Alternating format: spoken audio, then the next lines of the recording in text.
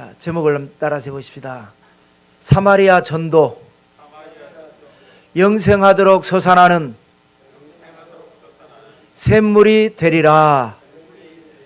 이런 제목으로 말씀 나눌 때에 한없는 은혜와 축복이 여러분과 여러분 가정에 넘쳐나시기를 주님의 이름으로 축원합니다. 너무나 잘 아는 요한복음 4장 사마리아 여인에 대한 내용이 됩니다. 어떻게 보면 이제 평범한 이야기에 불과한데 알고 보면 상당히 의미가 있는 내용이 됩니다.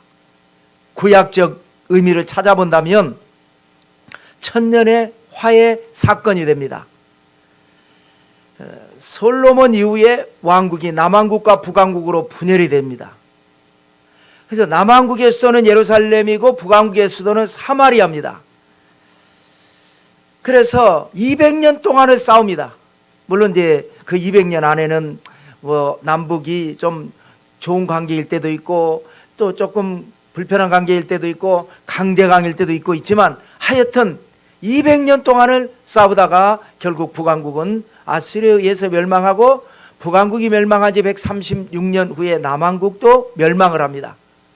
그래서 북왕국이 멸망할 때에 아수르에 의해서 메소포타미아 지역으로 포로로 끌려갔는데 그들은 이제 어떻게 됐는지 모르겠어요. 기록이 없는 거예요. 그 다음에 남왕국은 끌려갔다가 선지자의 언약대로 70년을 잘 있다가 거기서 총리도 지내고 지방장관도 지내고 거기에서 왕비도 나오고 잘 있다가 약속하신 70년이 차니까 그대로 돌아와서 나라를 재건을 하고 역사도 바로 세웁니다. 그것이 역대기 기록입니다. 그 열왕기 기록하고 많이 비슷하거든요. 열왕기는 남왕국과 북왕국을 기록한 건데 북왕국은 빼버리고 남왕국의 역사가 아담으로부터 거슬러 올라가서 어떻게 우리가 여기까지 왔는가 그 역사를 쭉 세우고 나라를 재건을 합니다. 그리고 와서 보니까 북왕국은 북왕국대로 왔어요. 오기는 왔어요. 사마리아에. 근데 어중이 떠중이고 역사도 모르고 이 사람들이 어디서 섞였는지 진짜 유대인인지 가짜 유대인인지 알 수 없는 사람들이 하여튼 와서 사는 거예요. 그러니까 남왕국은 북왕국을 더 안 그래도 싸우다가 망했는데 남왕국은 정통성이 있는데 역사를 아는데 역사도 모르고 뿌리도 모르고 하여튼 자기들이 유대인이라고 해서 와서 사는데 인정할 수가 없죠. 개 취급을 했습니다. 그래서 사마리아는 완전히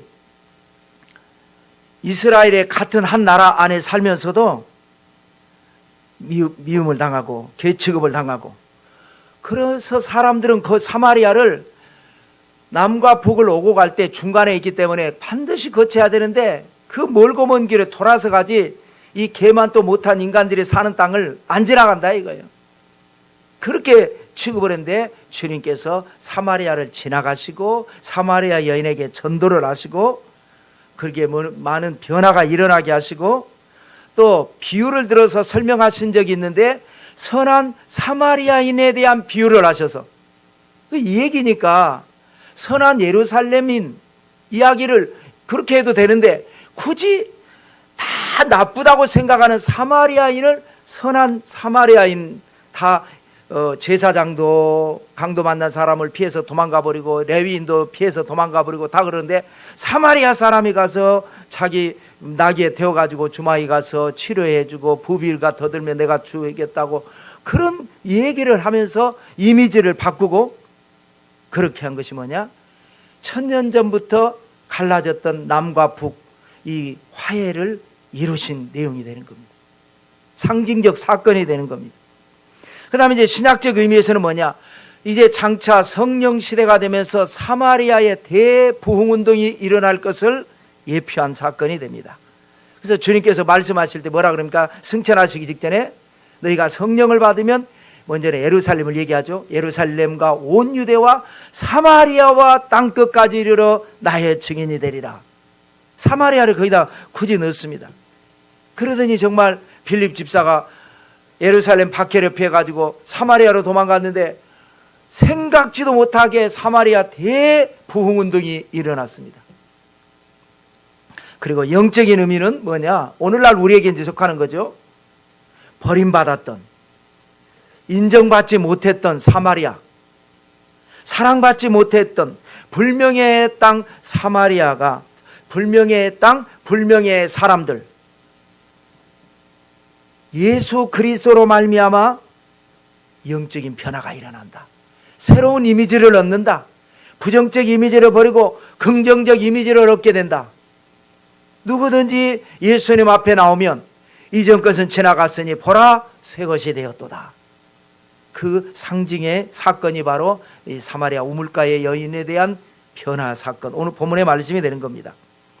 그런 의미에서 이제 주님의 사마리아 전도는 아주 다분히 의도된 사건입니다. 우리가 잘 아는 대로 이 사마리아 여인은 사연이 있죠. 남편이 5이나 있었습니다. 그런데 지금은 이제 6번째 남편하고 사는데 아예 뭐 결혼식도 없고 뭐 혼인 서약도 없이 그냥 오다 가다 만나서 사는 겁니다. 여러 차례 남편을 바꿨다는 건 뭐예요? 만족이 없었다는 거죠. 그런데도 계속해서 또 바꾸고 또 새로운 남편을 만난다는 건 뭐예요? 포기하지 않는다는 거예요. 그렇게 실패를 하고 또 실패를 하고 실패를 했지만 이번에는 내 삶을 만족을 시켜주겠지, 행복이 있겠지, 기쁨이 있겠지. 만족은 없고 그런데 포기는 하지 않는 그런 내용을 만나는 거죠. 그런데 이러한 때 주님을 만나면서 차원이 다른 새로운 변화, 삶의 만족을 얻게 되는 그런 내용이 됩니다. 여인도, 그리고 여인을 통한 사마리아 모든 사람들도 이 사마리아 우물가를 배경으로 벌어지는 오늘 본문의 내용이, 이제 본문이 긴데 짧게 읽었지만 내용이 아주 긴데 여러 말들이 오고 갑니다. 주님의 말씀도 있고 사마리아 여인의 말도 있고 제자들의 말도 있고 사마리아 동네 사람들의 말들도 있고 말이 오고 가는데 거기에 뭐 요청하는 말, 묻는 말, 답하는 말, 설명하는 말, 고백하는 말, 이런 말들을 통해서 오늘 이 시대를 살아가는 저와 여러분에게 정말 중요한 꼭 필요한 5가지의 핵심 메시지가 여기에 들어가 있습니다. 이 5가지가 여러분에게 은혜가 되고 복이 되시기를 주님의 이름으로 축원합니다. 첫째는 인생에게 꼭 필요한 게 뭐냐? 영원히 목마르지 않는 샘물이 필요하다라는 거예요. 이거를 알아야 된다라는 거예요. 자, 피해서 가는 사마리아입니다. 돌아서 가는 사마리아입니다. 절대 사마리아는 내 발을 더럽힌다 이거예요. 사마리아로 가면 나를 오염시킨다. 그래서 돌아서 가는 것을 주님께서 굳이 거기를 지나서 가시면서 우물가에서 한 여인에게 물을 좀 달라라고 요청을 합니다. 자, 그럴 때 사마리아 여인의 답변을 한번 우리가 읽어보겠습니다. 요한복음 4장 9절의 말씀이 되겠습니다. 사마리아 여자가 이르되 당신은 유대인으로서 어찌하여 사마리아 여자인 나에게 물을 달라 하나이까 하니 이는 유대인이 사마리아인과 상종하지 아니함이러라. 이게 너무 잘 나와 있죠. 자, 우리가 흔히 유대인들이 다 똑같이 생겼죠. 그런데 굳이 사마리아 사람과 예루살렘 사람을 구분을 해가지고 물 좀 달라고 하면 주면 되는데 왜 나한테 물 달라고 하느냐 이거예요. 응? 이게 바로 천년의 비극입니다. 천년 동안 이어져 내려온 상종하지 않은, 같은 거슬러 올라가 보면 한 아버지의 혈통에서 나온 자녀들이 이렇게 비극적으로 살고 있습니다. 하나님의 아들이신 예수님께서 세상에 오신 것은 뭐냐? 이러한 비극과 재앙과 슬픔을 끊으시려고 오신 것입니다. 그런데요, 이미 굳어져 버린 비극은 사람이 돌릴 수 없습니다, 여러분. 어떻게 보면 그건 교만입니다. 사람이 세상을 바꾸려고 해요. 물론 바꾸려고 하는 노력도 필요하고 또 그것도 필요하지만 궁극적으로는 사람이 할 수 없습니다. 우리가 할 수 있는 최선은 다하지만 내가 사람이 할 수 없다라는 것을 깨달을 때에 하나님이 역사하시는 것이지 사람이 할 수 없는 겁니다. 주님도 조심스럽게 접근합니다. 하나님이신 예수님도 물 좀 달라. 여인을 찾아가서 어떤 변화를 일으키려고 하신 게 아니라 물 좀 달라. 이렇게 접근을 하시잖아요. 이 여인이 반발 답변해서 왜 유대인이 사마리아 사람에게 물을 달라고 하느냐. 그때 주님께서 희한한 말씀이 내가 너에게 물을 좀 달라 하느니 나를 말을 하는데 나를 이렇게 표현한 거죠. 주님을 너에게 물 좀 달라 하는 이가 누구인 줄 알았더라면 오히려 네가 그에게 물을 달라고 요청을 할 것이다. 야, 나는 하나님이야. 이렇게 말하기는 좀 그렇잖아요. 이렇게 표현한 겁니다. 여인 입장에서는 황당한 말이죠. 아니, 물은 내가 길러서 당신한테 주는 것이지 뭘 나에게 물 좀 달라 하는 이가 누구인 줄 알았더라면 내가 오히려 물을 그에게 요청한다. 이게 말이야 뭐야 이거. 그러니까 영적인 말과 육적인 말에 이게 차이가 이렇습니다. 영적으로 해석하면은 이해가 되는 말인데 육적으로 하면은 물은 여기가 있고 우물은 여기 있고 두레박은 내가 가지고 있고 내가 물을 주는 거지 무슨 당신이 나한테 물을 준다고 그러냐 이거예요. 이해를 못하는 거예요. 이해를. 사람이 하나님 앞에 저지르는 실수 중 하나가 바로 이런 겁니다. 내가 뭔가를 한다라고 생각하는 거예요. 우물도 내가 가지고 있고 두레박도 내가 가지고 있고 내가 할 수 있다고 생각하는데 그거는 아니라는 거예요. 하나님이 하시는 것이고 내가 하는 모든 것은 뭐냐? 하나님의 은혜로 나로 하게 하신 은혜라는 거예요. 그래서 예수님께서 이렇게 대답하죠. 요한복음 4장 13절과 14절을 읽겠습니다. 예수께서 대답하여 이르시되 이 물을 마시는 자마다 다시 목마르려니와 내가 주는 물을 마시는 자는 영원히 목마르지 아니하리니 내가 주는 물은 그 속에서 영생하도록 솟아나는 샘물이 되리라.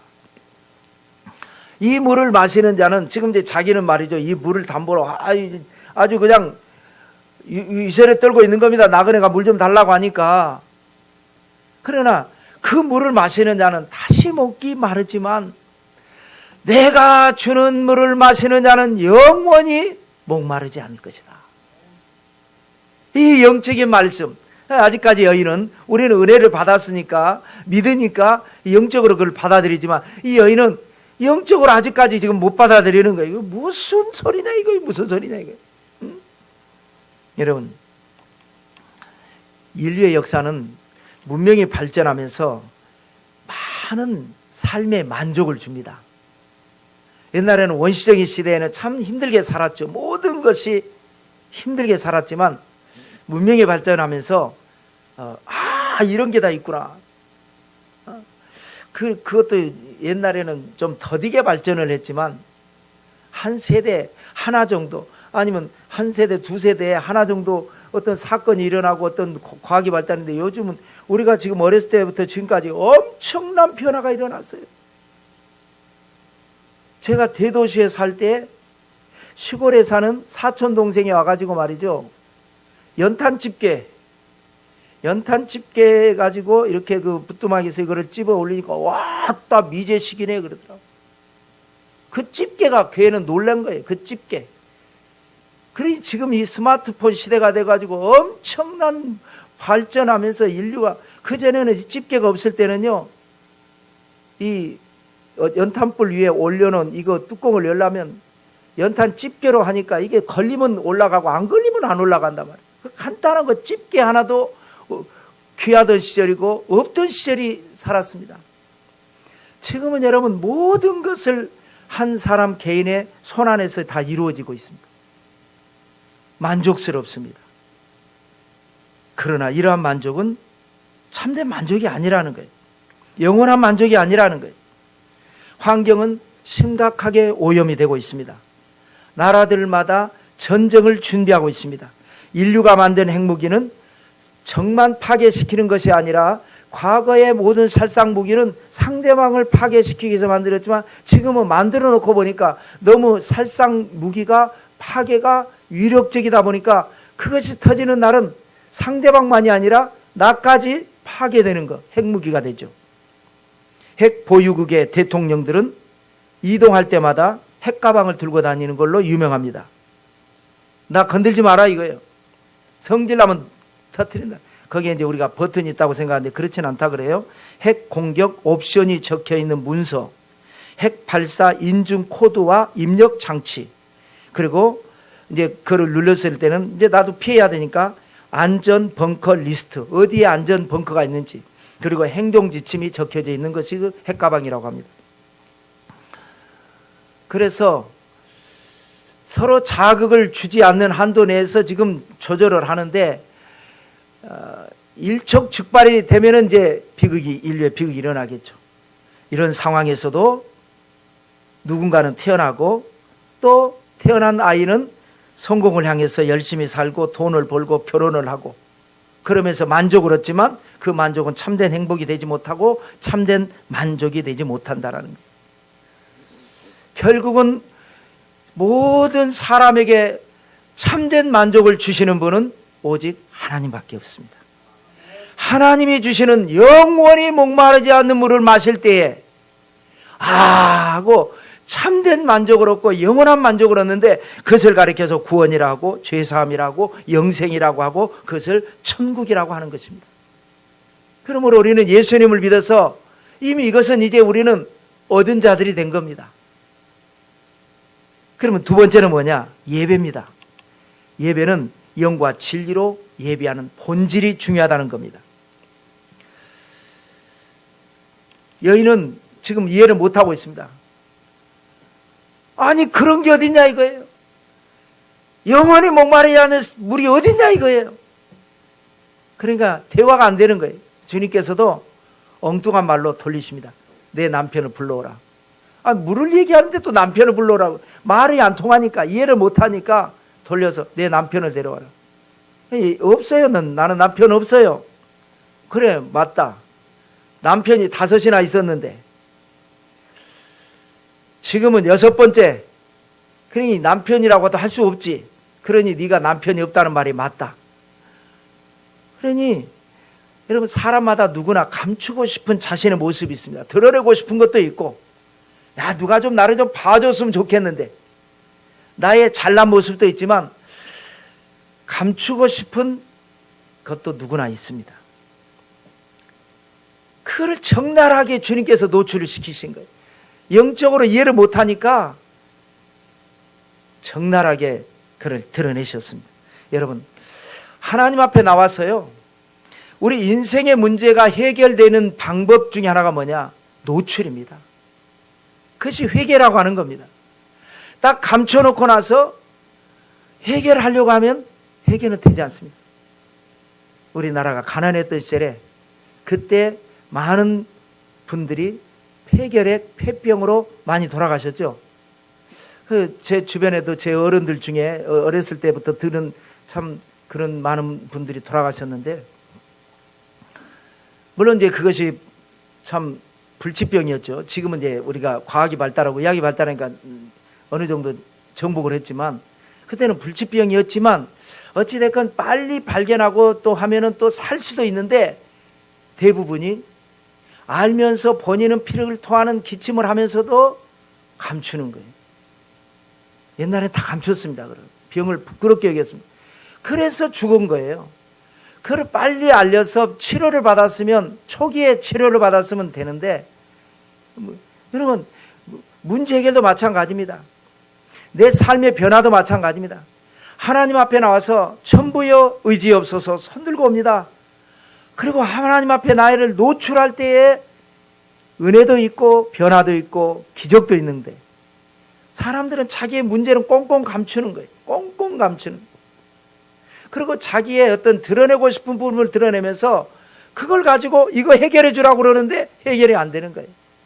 나의 부끄러운 모습, 나의 연약한 모습을 주님 앞에 내놓아야 됩니다. 안 내놓고 큰소리 땅땅 치니까 남편 데려와라. 남편 없습니다. 네 남편 없다는 말이 맞다. 6번째 남편하고 혼인신고도 안 하고 사니까 그 남편은 아니라고 할 맞지. 그래서 여러분, 통해자복이라는 게 자신의 죄를 드러내놓고 부르짖는 겁니다. 그럴 때에 변화가 있고 응답이 있고 기적이 일어나는 거예요. 그런데도 불구하고 이 여인은 끈질기게 계속해서 유대와 사마리아의 차이를 언급을 합니다. 엉뚱한 얘기 또 돌리는 거예요. 남편 데려오라고 나 없다고 그러니까 너 남편 그러면 남편 아니다라고 6번째 남편이니까 그럼 아니겠지 또 이러니까 또 엉뚱한 얘기하는 거예요. 유대인들은 우리는 이 산에서 예배하는데 사마리아 산 유대인들은 예배할 곳이 예루살렘이 있다 되다. 예루살렘 성전, 솔로몬 성전을 말하죠. 스룹바벨 성전. 느닷없는 또 말을 돌리는 거예요. 그럴 때에 주님이 하신 말씀 요한복음 4장 21절과 23절을 읽겠습니다. 예수께서 이르시되 여자여 내 말을 믿으라. 이 산에서도 말고 예루살렘에서도 말고 너희가 아버지께 예배할 때가 이르리라. 아버지께 참되게 예배하는 자들은 영과 진리로 예배할 때가 오나니 곧 이때라. 아버지께서는 자기에게 이렇게 예배하는 자들을 찾으시느니라. 공간이 중요한 게 아니라, 물론 솔로몬이 예루살렘에 성전을 짓고 모든 사람들이 예루살렘에 와서 예배 드리게 한 그런 과거의 율법적 풍습은 있었지만, 여기 있다 저기 있다고 할 것이 아니라 하나님의 나라는 너희 안에 있다고 그랬으니까 장소나 공간도 물론 중요하겠지만, 그러나 그것이 중요한 것이 아니라 예배는 뭐냐? 본질이 중요하다. 어떻게 드리느냐? 보이지 않는 가운데 하나님이 받으시는. 근데 여러분, 솔직히 사람은요, 눈에 보이는 것이 답니다. 한계가 그렇습니다. 인간은 그런 연약에 쌓여 있습니다. 눈에 보이지 않는 것은 감동이 별로 없어요. 눈에 보이고 느껴지는 것에 감동을 얻습니다. 성지순례를 가보면요, 요단강에 가보잖아요. 거기 가보면요, 침례식을 합니다. 그러면요, 장로님들 중에서도, 목사 중에서도, 권사님들 중에서도, 여기 왔으니까 나도 한번 봤자. 요단강 그때 2000년 전에 예수님께서 여기에서 침례식에 장로님이나 권사님이나 집사님이나 성도님들은 다 침례 받고 여기 오신 분들인데, 직분자들인데, 이 땅에 와가지고 이 물은 진짜 물 같고 말이죠. 내가 목욕탕에서 침례 받은 거, 또 계곡에 가서 침례 받은 거, 그건 좀 가짜인 것 같고, 여기 요단강 물은 진짜인 것 같고 말이죠. 눈에 보이는 거, 사람이 느껴지는 거. 성부와 성자와 성령의 이름으로 침례를 주노라. 그 예수 그리스도 안에서 물과 성령으로 거듭나는 것이 중요한데, 요단강물, 그거에 감동받는 게 인간인지라 어쩔 수 없습니다. 그러나 우리는 그걸 극복해야죠. 전혀 무시할 수는 없지만 극복해야죠. 왜냐? 본질이 호도되기 때문에 그렇습니다. 성부와 성자와 성령의 이름으로 주는 침례가 아니라 요단강에서 주는 침례, 여기에 빠지기 때문에 그렇습니다. 예배의 본질은 뭐라고요? 영과 진리로 예배다. 여러분, 오늘날 많은 예배가 남을 이제 우리가 비판할 건 아니고요, 한번 반성해 보건대, 영적인 예배냐, 세속적으로 인간적인 예배냐, 한번 생각을 할 필요는 있죠. 진리가 뭡니까? 말씀, 하나님의 말씀. 제가 늘 강조드리지만, 나는 모태신앙이다, 30년 믿었다 하지만 성경을 모르잖아요. 어려운 얘기 싫어하잖아요. 바울도 그랬잖아요. 너희가 이제 장성해야 되는데 여전히 어린아이와 같이 딱딱한 음식을 못 먹고 처지나 먹는 신앙이 머물러 있겠느냐. 우상 믿는 사람들도 막 천수경을 공부하고 말이요, 금강경을 공부하고 그런 책을 공부하는데 진리를 알고 싶어 하지도 않고 예와 곁들이고 그런 이야기, 예화를 통해서 은혜 받으려고 하느냐. 영과 진리로 예배하는 자들을 아버지께서는 이렇게 예배하는 자들을 찾으신, 우리는 흔히 저도 많이 그렇게 얘기하지만 하나님은 예배하는 자들을 찾으시느니라? 아닙니다. 이렇게 예배하는 자들을 찾으시느니라. 어떻게 예배하는 자요? 영과 진리로 예배하는 자들을 찾으신다라는 거예요. 저도 그렇게 많이 설교도 하고 저도 그렇게 생각했어요. 하나님은 뭐 하신다고요? 예배하는 자들을 찾으신다. 아니요. 세속적으로 예배하는 자들은 찾지 않아요. 이렇게 예배하는 자들을 찾으시느니라. 신령과 진정으로 예배하는 자들을 찾으시는, 찾아서 뭐 하려고요? 변화시키시려고, 응답하시려고, 축복하시려고, 기적을 부어주시려고. 여러분, 예배 한 번으로 운명이 바뀝니다. 제대로 된 예배 한 번으로 내 삶의 변화가 일어납니다. 기적이 일어납니다. 여러분은 기적의 주인공들이 다 되시기를 주님의 이름으로 축원합니다. 자, 세 번째로는 이제 신앙입니다. 신앙은 어떤 신앙이 돼야 되냐? 전도를 믿고 따르는 믿음이 있는데 처음에는 그렇게 시작하지만 체험 신앙을 가져야 됩니다. 사마리아 여인이 자기의 감추고 싶은, 어쩌면 아무도 모르는 그 비밀을 예수님께서 말씀하시면서 하시는데, 자는 영적으로 아직까지는 이해는 안 되지만 왠지 그 느낌이 예사롭지 않음을 느낍니다. 그래서 동네에 들어가 가지고 막 사람들에게 전도를 합니다. 외칩니다. 내가 행한 모든 일을 내게 말한 사람을 와서 보라. 내가 지금까지 살면서 살았던 것을, 여기에 이제 다 기록이 안 됐겠지만, 내가 아무도 모르고 그래서 내가 떠돌다가 여기까지 왔는데, 내 비밀을 모르는 사람들 속에 내가 여기서 섞여 사는데 아무도 모르는 비밀을 알고 있는 그분, 나에게 생수를, 영원히 목마르지 않는 생수를 주겠다고 하신 그분을 와서 보라. 메시아가 아니냐, 그리스도다 이거죠. 생각해 보니까 이 메시아 대망 사상은 모든 유대인들, 사마리아 사람들뿐만 아니라 기본적으로 갖고 있으니까요. 그래서 그들이 찾아 나옵니다. 여러분, 이 집성촌이거든요. 이게 집성촌의 특징이 뭡니까? 변화를 잘 안 받아들입니다. 그런데 받아들이면 다 받아들여 버려요. 제가 인디천에 가보면요, 안 믿으면 다 안 믿어요. 마을 사람들. 그냥 한 사람 믿거나 특히 추장이 믿어버리면 거기는 다 복음화가 됩니다. 무조건 안 믿으면 거기는 살아남을 수가 없어요. 그렇기 때문에 이 참 원주민 사역이 참 재미있습니다. 어떻게 잘 맺어져서 한번 성령의 역사에 나서 한 사람 딱 전도가 돼버리면 그 마을은 전체 예배 드리는데, 예배도 얼마나 신실하게 드리는지 몰라요.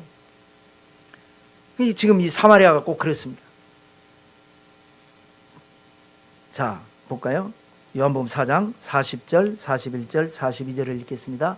사마리아인들이 예수께 와서 자기들과 함께 유하시기를 청하니 거기서 이틀을 유하심에 예수의 말씀으로 말미암아 믿는 자가 더욱 많아 그 여자에게 말하되, 이제 우리가 믿는 것은 내 말로 인함이 아니니 이는 우리가 친히 듣고 그가 참으로 세상의 구주신 줄 알미라 하였더라. 40절 말씀이 뭐예요? 이 사람들이 여인을 통해서 메시아인 것 같아, 나오고 말한 사람이 메시아인 것 같아. 그래서 일단 왔어요. 와서 보고는 궁금해하니까 예수님께서 가지 않으시고 거기에서 사마리아에, 거기에 발도 안 닿는 곳을 이틀을 유하시면서 말씀을 전하십니다. 그것이 40절이고 41절은 그 이틀 동안 전한 말씀을 통해서 이 사람들이 은혜를 받고 더욱 많은 사람이 예수님을 믿는 자가 됐고, 42절은 그들이 뭐라고 고백하냐면, 여자에게 고백하기를 우리가 믿는 것은 내 말로 인함이 아니라 직접 듣고 깨달았다. 그러니까 처음에는 누구나 전도를 통해서 예수님 믿게 됩니다. 제대로 알지는 못합니다. 그냥 우리 교회 참 좋아. 옛날에 구봉수 장로님은 교회 간 이유가, 그때는 탁구, 지금 골프보다도 더 어려운 게, 구봉수 장로님 어렸을 때는 탁구 치는 게 고급 스포츠. 아무나 탁구 칠 수 없는 곳인데 교회에 탁구장이 있고 탁구대가 있고 예쁜 여학생이 탁구 치는 걸 봤단 말이죠. 그래서 교회를 가는 거죠. 그런 계기점을 통해서 교회를 가는 거죠. 친한 친구가 전도를 해서 어쩔 수 없이 가게 되고, 처음에는 누구나 뭐 진리를 알고 가는 것이 아니라, 깨달음을 통해서 가는 것이 아니라 그냥 친구 따라 강남 가는 걸로 가지만, 그 다음에 단계는 뭐냐? 친히 듣고 참으로 깨달아서 체험신앙의 단계까지 가는 것. 이것이 올바른 신앙이라는 거예요. 여러분의 신앙은 어떠세요? 듣고 따라가 믿음입니까? 아니면 체험신앙입니까? 듣고 따라다닌 믿음은요, 나중에 또 시험 들었을 때 이단이 뭐라고 그러면 거기 이단 따라가 버립니다. 그렇게 믿음 좋았던 사람이 이단에 가서 앉아 있습니다.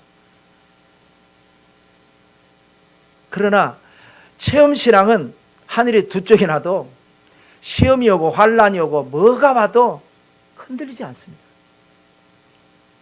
진리에 섰기 때문에. 여러분들이 저는 그런 분들이라고 믿고 있습니다. 자, 네 번째로 사명입니다. 여러분, 우리가 일평생 살면서 사명이 중요합니다. 남이 알지 못하는 먹을 양식, 이걸 사명이라고 합니다. 자, 지금 거슬러 올라가서 얘기하면 예수님께서 사마리아에 제자들은 안 가려고 그러는데 들어간 거예요. 그럴 때 참 묘한 크로스가 되죠.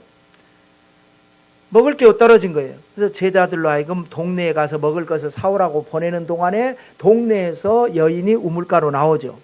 이렇게 위치가 이렇게 됩니다.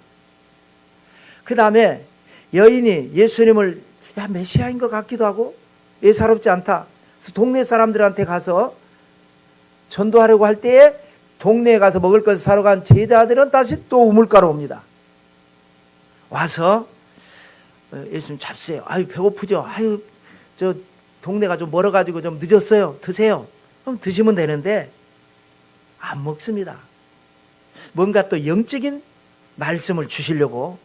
근데 드시면 되죠. 근데 안 들고 이런 말씀하시죠. 32절과 건너뛰어서 34절을 읽겠습니다. 이르시되 내게는 너희가 알지 못하는 먹을 양식이 있느니라. 예수께서 이르시되 나의 양식은 나를 보내신 이의 뜻을 행하며 그의 일을 온전히 이루는 이것이니라. 너희가 알지 못하는 먹을 양식이 있다. 그래 안 먹고 기다리는 거예요. 아, 배고프신데 누가 먹을 거 갖다 드렸나? 우리 없는 사이에 뭐 드셨나? 아, 배고픈데 빨리 드시지. 그럴 때 34절에 나의 양식이 따로 있다. 아, 뭐가 또 숨겨놓은 게 있나 보다. 나의 양식은 뭐냐? 나를 보내신 이의 뜻을 행하며 그의 일을 온전히 이루는 이것이니라. 이게 뭡니까? 사명이라는 겁니다. 여러분, 사명은 메시아에게만 있는 게 아닙니다. 사명은 죄종에게만 있는 게 아닙니다. 나를 보내신 이의 뜻을 행하는 게 사명입니다. 나를 보내셨다는 게 뭐예요? 여러분, 세상에 여러분이 왜 지금 여기 살고 있습니까? 뭐 철학자들이 말하는 피투성의 존재, 그냥 던져진 존재입니까? 뭐 우연히 그냥 진화되고 그냥 몰라? 그겁니까? 아닙니다. 하나님이 여러분을 보내셨습니다. 보내신 자의 뜻을 행하는 것이 사명입니다. 우리 각 사람에게 사명이 있습니다. 나를 통해서 하나님이 받고자 하시는 뜻이 있습니다. 그것을 할 때부터 그 사람의 인생이 풀리기 시작합니다. 그걸 모를 때는요, 엉뚱한 데서 힘을 쏟고 엉뚱한 데서 낭비를 하고 에너지 낭비, 엉뚱한 데서 헛수고하는 경우가 많습니다. 나를 보내신 이를 깨닫고 나를 보내신 이의 뜻을 깨달을 때부터, 그때부터 내 삶의 변화가 일어나는 거예요. 그때부터 되는 역사가 일어나는 거예요. 그래서 여러분, 예수 믿는 사람은요, 사명자가 되어야 합니다. 사명이 없으니까 내 속에 동력이 없는 거예요. 사명이 없어요. 동력이 일어나지 않으니까, 여러분, 이제 다음 주에 또 나오는데요. 다다음 주가 되겠죠. 물이 동할 때에 들어가면 낫잖아요. 내 속에서 통하는 역사가 일어나야 돼요. 그게 사명이라는 거예요. 나를 보내신 이의 뜻, 하나님의 뜻, 여러분에게 사명이 있는 걸 깨닫게 되시기를 주님의 이름으로 축원합니다. 여러분, 천국의 심판대 앞에 서면 주님께서 뭐라고 그러신다 그랬죠? 악하고 게으른 종아라고 나무라는 사람이 있고, 착하고 충성된 종아 칭찬하는 사람이 있다 그랬습니다. 그래서 마태는 뭐라고 그랬습니까? 착하고 충성된 종에게 내가 내게 착하고 충성됐으니까 많은 것을 맡기리니 내 주인의 즐거움에 참여하라. 누가는 다르게 또 변합니다. 너는 10고을 권세를 차지하라. 너는 5고을 권세를 차지하라. 이게 뭐예요? 사명을 감당한 사람에게 주시는 하나님의 선물입니다. 하나님의 보상, 세상에서도 분깃이 있고 천국에 가서도 상급이 있는 것, 사명자에게 주시는 하나님의 은혜입니다. 자, 마지막 5번째로는 상급. 아까는 사명이었고 이제 연결이 되는 거죠. 상급은요, 뿌리는 자와 거두는 자가 함께 즐거워하는 겁니다. 가인과 아벨의 비극은 뭡니까? 결국은 다툼입니다. 상급 다툼.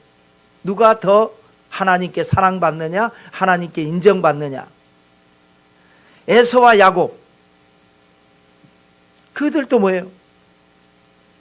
결국 다툼이고, 예수님의 제자들도 결국은 누가 예수님의 오른쪽에 앉느냐, 왼쪽에 앉느냐.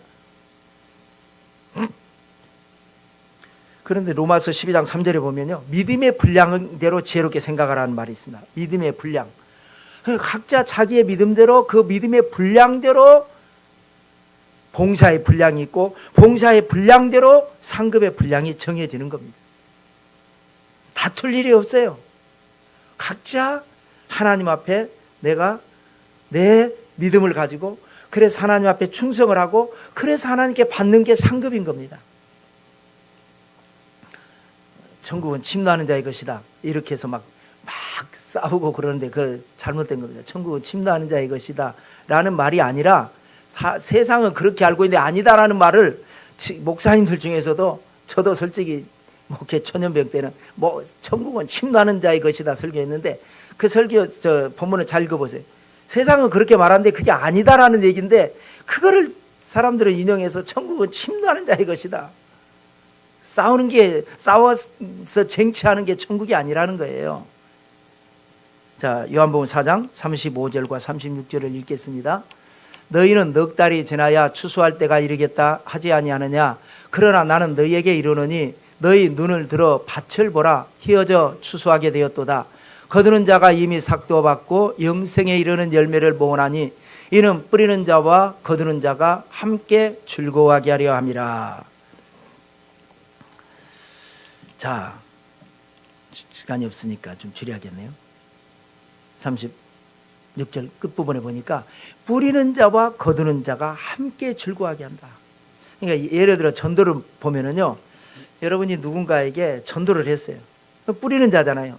복음의 씨를 뿌렸잖아요. 근데 교회를 안 나왔어요.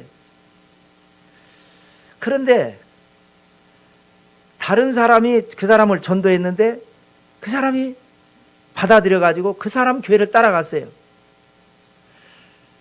그러면 나는 헛수고한 것 같지만 아니죠. 내가 뿌린 게 있기 때문에 그게 자라가지고, 내가 계속 뿌렸으면 내가 거둘 수 있었는데, 내가 뿌려놓고 나는 다 포기하고 있거나 아니면 방심하고 있을 때 다른 사람이 와서 뿌렸는데 준비가 돼 있어가지고, 그동안 준비가 돼 있어가지고 그 사람이 결실을 맺었어요. 그러면 상급이 거두는 자에게만 있느냐? 뿌리는 자에게도 있다 이거예요. 뿌리는 자에게도 있고 거두는 자에게도 있고. 그러니까 전도를 예를 들어서 이제 아주 우리가 예를 드는 겁니다. 막 전도대장이라 그래서 막 엄청 전도상 막 받은 분이 있고, 전도한 사람 제대로 못했는데 한나라 갔더니 상급이 같거나 어쩌면 이 사람이 더 많을 수도 있을 수 있다라는 거예요.